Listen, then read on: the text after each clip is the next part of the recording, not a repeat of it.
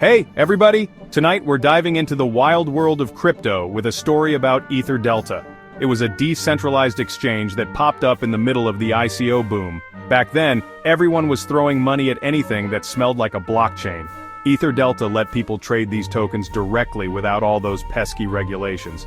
It was like the Wild West of finance, but with worse user interfaces. Here's the deal. EtherDelta was all about that decentralized life. No know your customer checks, no central authority, just pure, unadulterated crypto trading.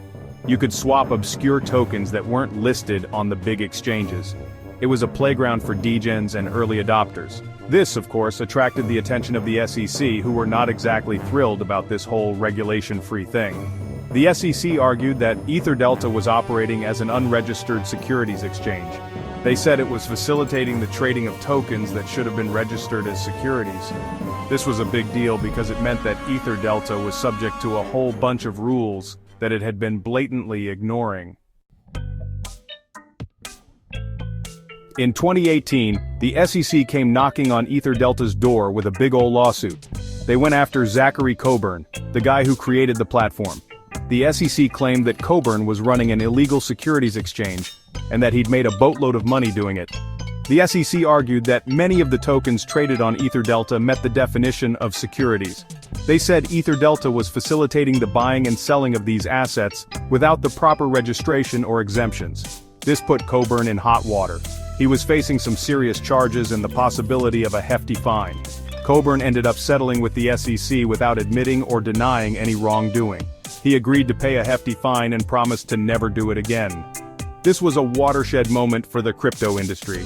It showed that the SEC was serious about cracking down on platforms that flouted securities laws.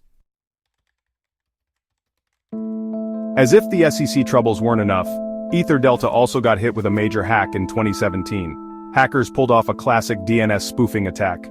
They redirected users to a fake website that looked exactly like the real EtherDelta. People thought they were logging into their accounts, but they were actually handing over their credentials to the bad guys. The hackers made off with a ton of cryptocurrency from unsuspecting users.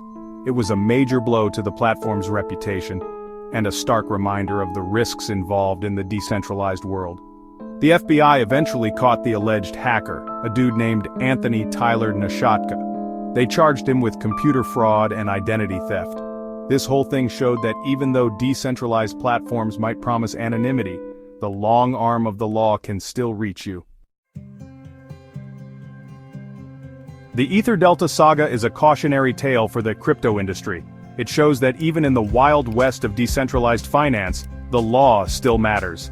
The SEC's actions sent a clear message. If you're going to operate in the crypto space, you better play by the rules. The hack highlighted the importance of security in the decentralized world.